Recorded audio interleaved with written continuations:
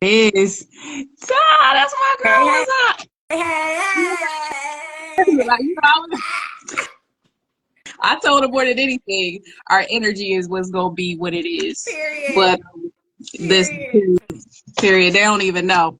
So we'll give people a couple of minutes. I see people starting to come in. We'll give them a couple of seconds to come in and join the live. But I'm excited. So you last, but you're not least. You know what I'm Okay, saying? okay, okay. Listen, I'm in the book cap in the black shirt. Listen, it's like I was just ready for it today. I was ready for it. How have you been? I have been great. I see Coach Aaron in the building. Hey, Coach K, I see you in there. And I see other people coming on through. Hey, hey, hey. So we'll give it another hot second. Then I'm going to go ahead and jump into this thing. I'm just excited because this, man, the I Choose Me, they've been coming through. Okay. They've been coming through. And I think for you, people really are going to be able to understand more about relationship intelligence because it's said, but people don't really know the definition. And I think you're going to be able to give the energy, but also give them the backstory on why it's so important. So we'll give it about another second because I see the live numbers are starting to come up.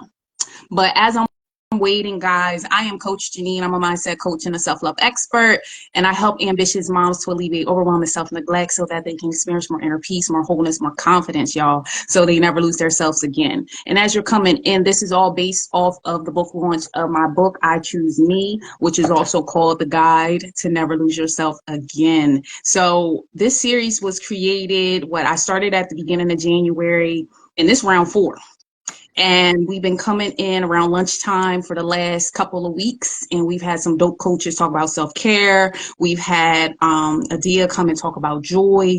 We had Brittany come and talk about mother-daughter bonding. So today I got somebody with me. My girl, Jazz, is coming through. And she going to be talking about relationship intelligence. So if y'all didn't know, we are also on the book Road to 100, and I've been telling people I put out the pre-order last week, and I had 20 orders when I woke up, and now we at 50% of the goal. So you guys have been rocking with me. Y'all have been supporting me for this movement, and I want to say a thank you, especially for the people who are going to watch this on the replay, because I know people at work. So that's it for all my baseline stuff. Let's jump into this thing. So tell the people who you are. Tell the people who you are.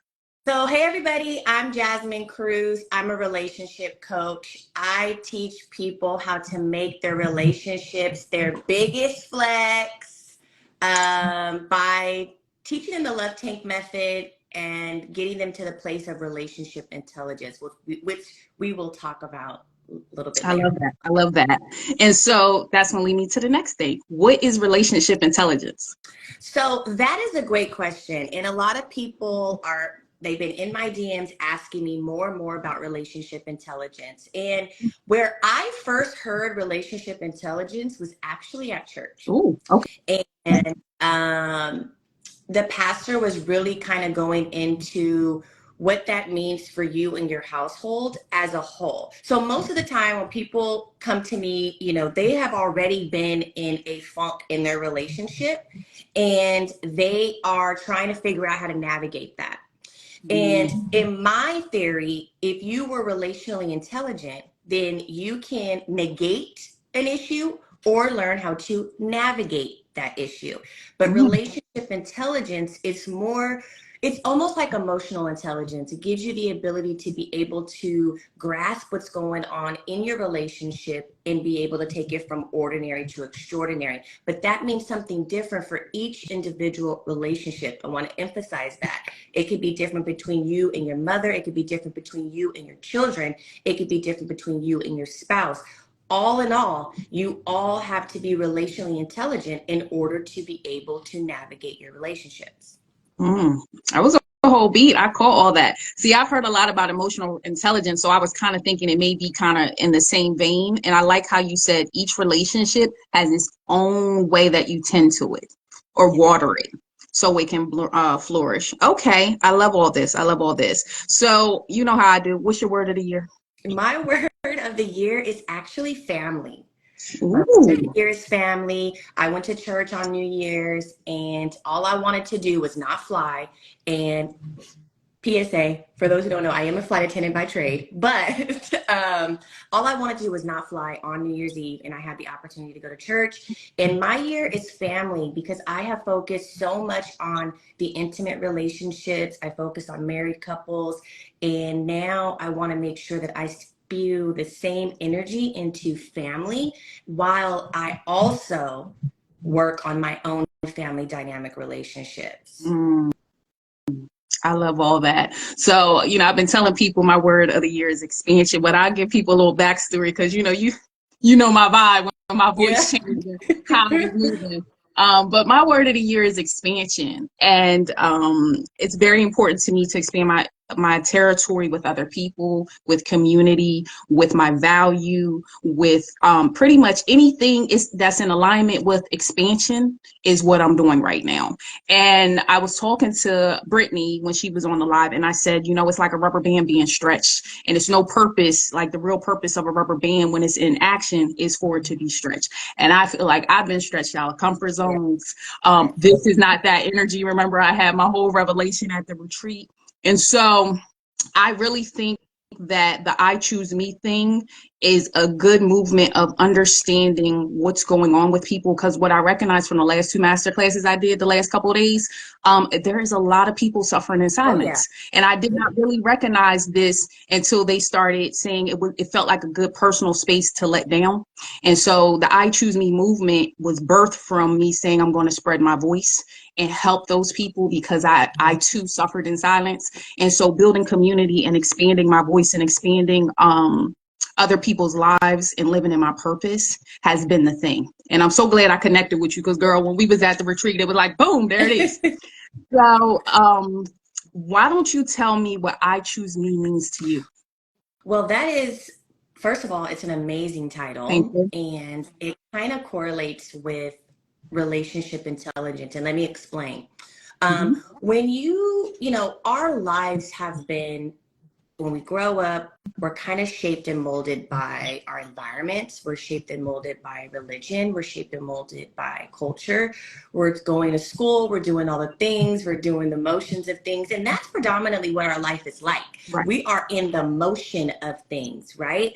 Now, most people do not choose themselves in that state of their life.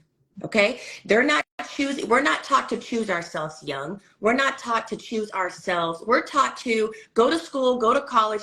Matter of fact, get married at 20 because you should be choosing them versus choosing yourself. Oh, that's Okay? so good. So we're not taught to choose ourselves at a very young age. And that is such a disservice to society as a whole. So when you choose yourself, we're choosing ourselves after a breakup. We're choosing ourselves after childhood trauma. We're choosing ourselves after we get saved and baptized in church, maybe. I'm just keeping it real. We're choosing ourselves late in life. And so my question is, why are we choosing ourselves so late in life? Why are we not to choose ourselves young? And why are we not brought up to choose ourselves when we're growing up and navigating school? Why can't we just remove all social constructs on what society wants for us and start to choose us? So when you start to choose you, you start to know who you are. You start to break down those barriers, remove those boundaries, and unleash yourself. It's like a freeing, right? It's such a liberating feeling when you start to choose you. But what I will say is nobody, no individual person, no relationship is the reason why you didn't choose yourself. You didn't choose yourself because you didn't choose yourself. So now it's time to choose you. Whatever stage of life you're in, it is mandatory to choose yourself because you're right. Relationships are under attack. We're in war. You hit it right on the nose. People are suffering in silence because they're not healed.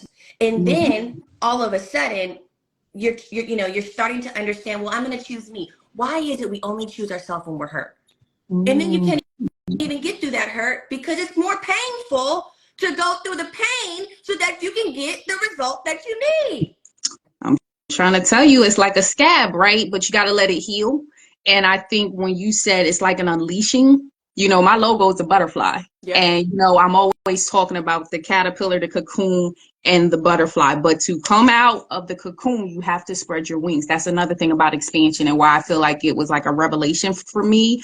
But it's like your job, depending on what you do. Like for me as a nurse in my day to day, I am a people pleaser because I'm a service provider. When you are a service provider in your day to day, it's very easy to just give people what they need and kind of forget about yourself.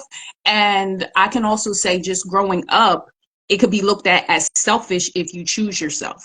And so it's Yeah. breaking down of how we can be selfless at the same time of choosing ourselves without making it look like you're being selfish. Because when you look selfish, then people try to paint a negative narrative on it. So then you don't do that. But then when you break down, you go through the breakup, you go through all these things, then you're like, well, what they told me was wrong. So I think part of the reason why I feel like people backslide into choosing themselves is when they have realized that the constructs they've learned are no longer serving them. And I'm big on purge what no longer serves you, but we do have to take accountability. Oh, And I think that's what you was hinting on, right? When you said it's on you and the relationship. So it's the accountability piece. And a lot of people don't want to be held to accountability. And it's tough being held accountable. You know what I mean? A lot of people don't like that hard work. The cocoon work, like I said, is the hardest to do because you have to look within yeah, and you absolutely. can't see on the outside. And so when you really learn who you are, you don't get caught up by them titles. You learn really like who you are and what you like. It is so key because now you can show up in those relationships, mother, daughter, child to mother, and also in your loving relationship or partner. Like you can show up better. And that's why I felt like when you were talking, that's why I chose you for this topic. But I wanted you to talk about relationship intelligence so people could really get a feel of how important it is weaved through all our relationships, not just loving relationships. So Absolutely. that's so good. Absolutely. Oh, all right. So now the next question, I always like to say, have you ever felt like you was lost Girl, in life? yes. Yes. For those who don't know, I've been lost, I've been hurt, I've been dragged, I've been talked about. I've had my own relationship issues. I've had a very interesting childhood. Yes, I have had to. Whew, one thing about me that is different from most people, and I think this is what makes me very unique and can come off very harsh to other people that are not like me. I am not one that is living in their trauma. Have I been through traumatic things? Absolutely. Will I sit here and name them all? No, because there's no relevance to those things. If I have to relate to somebody, yes, I've had my share of Ups and most of the downs. same things that most women go through. The only difference between them and I is that I don't live based on my trauma. A lot of times you allow trauma to define you. I define the trauma. I do not allow it to shape or measure who I am. Now, I will say, I am very grateful for the trauma.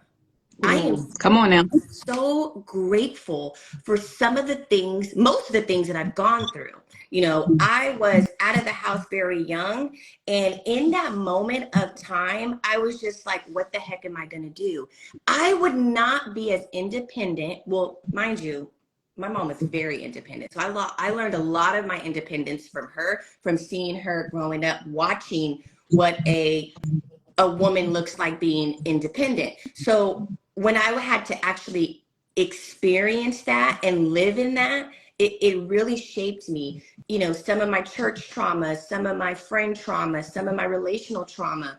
I am grateful. Thank you. Remember that song, Thank You Uh, Next? No, seriously. Like uh, when you choose you, that is kind of the energy that you have to maintain, is the fact that you got to thank it, because most of the time God has to show us who we are in certain situations. And the reason why women can't take accountability is because they're not willing to see themselves. I had to be faced with myself. that mirror. I had to see, one thing about me, I had a mouth. I mean, I still kind of do, but I had a mouth on me. So that was a lot of my issues growing up, and then it kind of translated. So I share that story because your traumas that you hold can very much translate in every relationship, as a mother, as a sister, as a husband, as a wife, as a teacher, as a nurse. However you treat, all of our relationships lack relationship intelligence, all of them, if you do not get it together. Together. That's right. Now, I mean, have I gone through some stuff? Yes, do. All I do now is make sure that I instill a very huge value in somebody to understand, did you go through that? Yes. Does it shape you? No. Thank it and move on, because it's over with. It's Mm-hmm. done with. Why are we still staying there? And most women, they want to stay there and talk about, what the other people have done. I could do that too, but what does that do? What does that do for me? What does that do for me? Right? Nothing. Right. And it won't help you move on to the next level. I call that the victim mentality that we can live in when we point fingers. And that's the bruised caterpillar. But when you take the accountability that's going within, that's the mirror. And a lot of people don't want to look in the mirror. It's a hard place to look when you have to look at your own flaws and say, what role? Because you participated in something. You know what I mean? And so the accountability is, what can you do different? Yep. And how can we move past that? And I agree with you.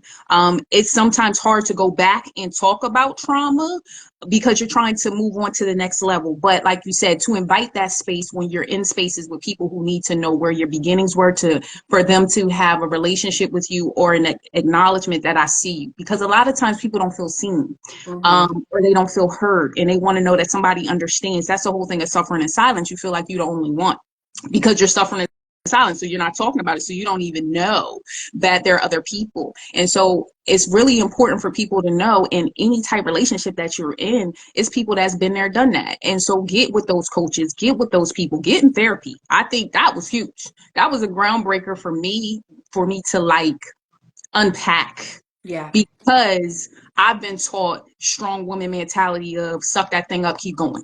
And so like I would have boxes of things that I've dealt with, and then I'd be like, I deal with it another day, and compartmentalize it to a point that at some point when I got to this of saying I choose me, it all fell down on me. I had to sit there and sift through all this stuff. And I'm like, Yeah. man, I didn't deal with that, and I didn't deal with that. And so my backpack, what I call that, the door to explore, the backpack mentality, right? I had everything on my backpack and it was weighing me the hell down. And so now I'm at a point here, and I say this literally to my son, you can carry your own backpack. What I'm teaching people is you have to allow people to carry their own weight. You have to. You Somebody have to. just said, very true. Some people don't know how to move forward. I tell people, seek a paid friend for help. That's right. Push plastic collections, pay help, because your friends is about tired of it, and so is your family. Yeah. They're like, don't keep And coming they're over not here. the ones to help you. They can't help you.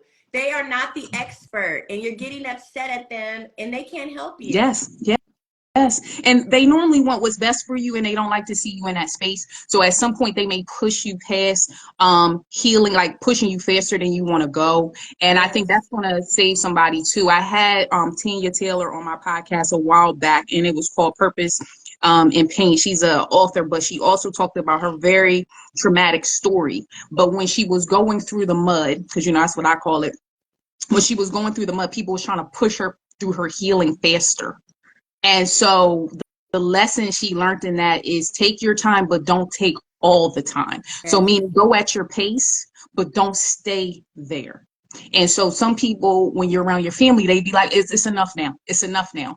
But it's enough to them because they're tired of hearing about it. But you may not be ready. So you beat yourself up. Then you stop talking to them. Then you're now suffering in silence because now who are you talking to? Get the paid help. Yeah. Get the paid For help, real. and invest in yourself. Sometimes I think it's more than just that, getting in environments. I mean, we met in a nurturing environment where we all come from different backgrounds and coaching experience, but just even to talk to each other on a womanly level on some of our struggles and even some of our desires, it helps catapult us into our greatness. And so sometimes when you said thank you for the things that happened to me, I'm grateful of those because that's what birthed my Yes. purpose. That's what made me have a voice, right? And so I was just, which I'm grateful, I was just speaking in She Wins Society, and they asked me when I applied, what's your biggest superpower? And I said, my voice. And I mean that, like, I genuinely now use my voice, but for so long when I was younger, I was Yeah. hushed. Yep. And so it was all the things I went through that helped me birth my voice. So when you look back at your life, whoever watches this now or on the replay, look at all the trials you're having and kind of get a hold of, what is the purpose in this? And what can you learn from it? Because it's getting ready to take you to your next level. Yeah. And so your relationship stuff you've been through helps you be the best person who can speak on this. And so that's why I tell people it's not until you go through something, because now you become a pro. And sometimes we're living testimonies. Listen, I'm trying to tell you, your tests become testimony. That's a whole word. And I think people really don't want to go through the test, but it may be a purpose for that. And so just really get a hold of not staying in the mud with all the dirt. And remember, when you do gardening, we put manure on that, and we always know what manure is. So that's all the crap. You need the crap to Yeah. bloom.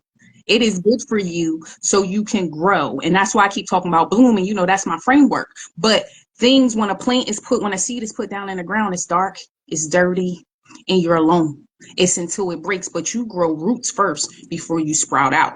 And so it's the inner work that happens with the roots, because when nobody knows what's happening under the ground, so you got to do that work.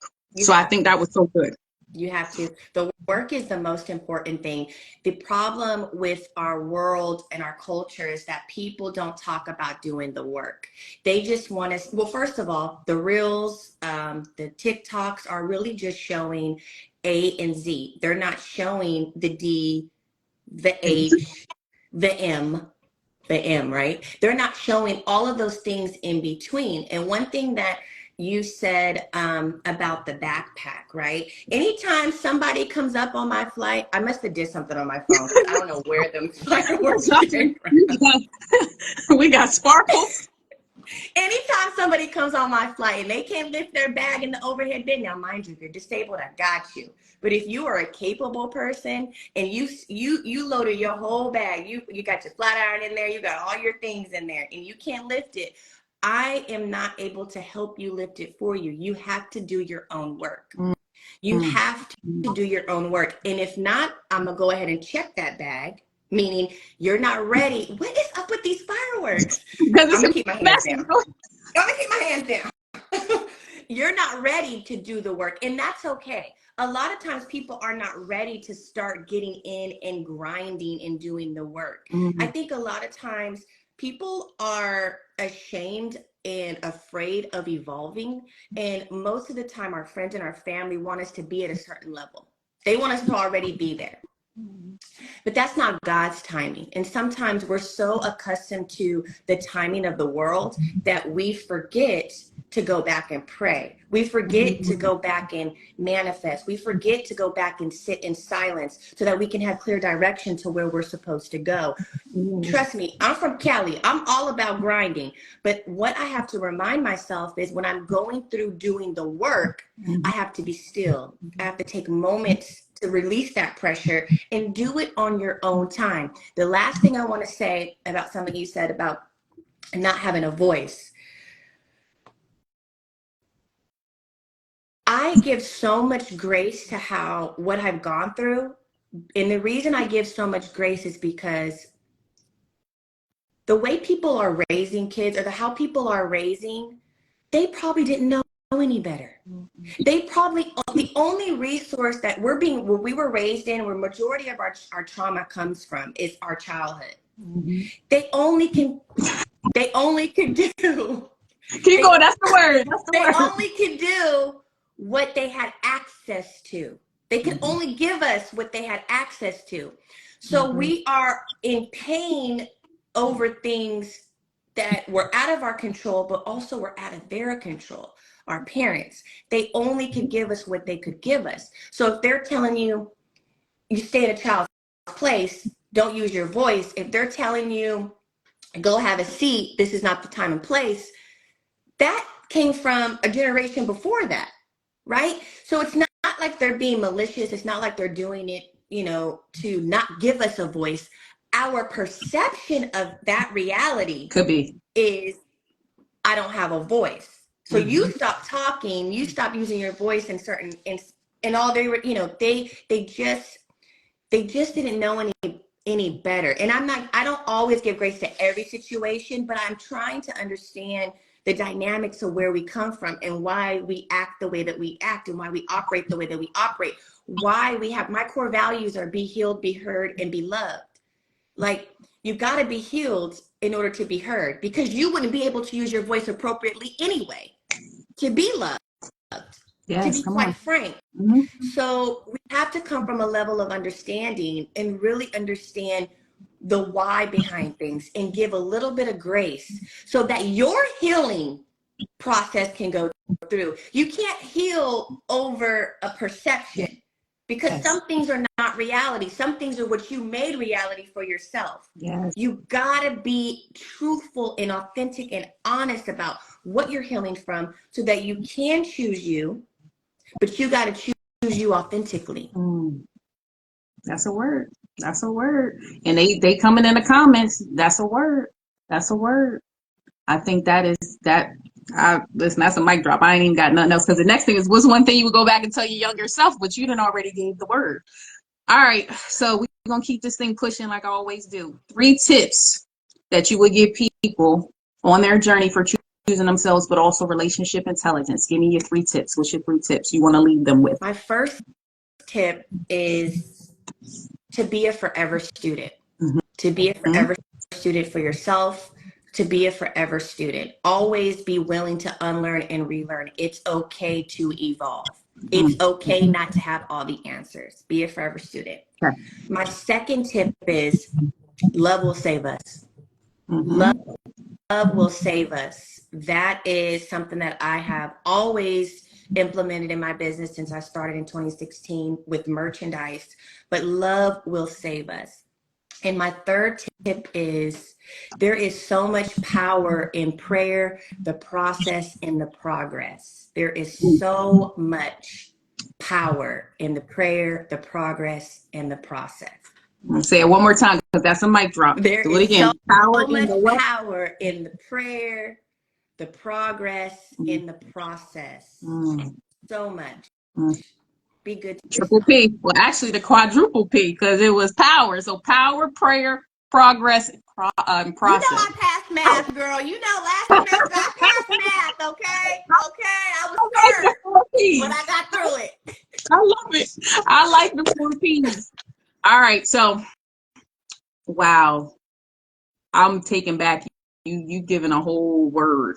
So now I like to say, what's 1 or 2 songs? So we got the I Choose Me playlist. People been coming out. What you feel needs to be on the playlist? Give me 1 or 2 songs. You know my mama didn't let me listen to secular music, so I definitely ain't got no song. Today, since we Okay, be in there getting let it me crunk. think of the, Just one. always You the can do one music for that the trips me up. I be fine until the music gotta come in.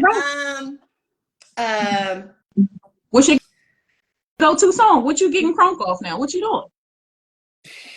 E40. Okay. I'm always getting crunk off E40. Okay. I know you. So That's why anything E40, those are both. I'm laughing. Ghostwrite They the don't whip, really gas know. break, and dip. You know how I get down. I You know do. I can't keep it. I do. I You told did so myself, good do though. not cut up, Jasmine. Do not cut up on this live. No, you being your true self, and I love it. That's why I'm letting people know. And You, okay, and then my other song would be, I don't know his name, but the song is Rooting for Everybody Black. I love that song. Rooting for rooting for everybody. everybody I'll black. text it Okay. to you. Okay. Rooting for everybody black. Listen, if I need to Google it, Yeah. listen, we got you. I love Well, that listen, song. I am grateful. We getting ready to wrap this thing up. As you know, Coach Jasmine's doing big things. Tell us where we can find you, what you got going on, and what services you provide out here. So tonight I have Relationship Mastery Masterclass, free resources where I target three out of the 8 of the Love Tank method to get you to relationship intelligence. You will be able to have a hard conversation tonight with whomever that may be. Live Love Tank is my Instagram. You can DM me. I do private sessions. I do coaching privately, which I find is better for my business. But Relationship Intelligence will be launching tonight. You have the opportunity to sign up for my cohort, 12 weeks, starting March 6th. I'm very excited about that. I have a few scholarships that I've already given out. Have one scholarship left, but join me tonight. Go ahead and sign up for the Relationship Mastery Masterclass. If you think this is something, honey, come. Listen, Ashley, my friend Ashley J. White in there Thank you, giving us full tip. Listen, she was like, it's one lady called Sue me. You listen, we got it, we got it. forgive me about the music, y'all. That is my downfall. That's the one thing I don't know is music. I can teach you anything else. That's your disclaimer. So Oh my listen, God. I love it. And then boom, they put that right there. So it's already there. Love Tammy. Hey, I see her in there. So she already put your masterclass link right in there. So you are good to go. And I just want to wrap this thing up saying thank you so much for taking the opportunity to come. This was a blessing. We're saying hey to all the people on the replay. Thank you to everybody who checked in. It was a word. So my book comes out in February. I'm so excited. This was all related to I Choose Me. And we want to take over. You are the last but not least of January. And people asked me to do it in February. So I might go ahead and put a whole nother set of people together because we are now empowering people to do the thing. So we're going to cancel this thing out saying peace, and I will see you guys I'm so later. And thank you proud of guys. you. I'm so proud of you. I am Thank, so proud of you. thank you. I appreciate it, girl. I appreciate you. I'll see you guys on the flip Thank side. you. Bye.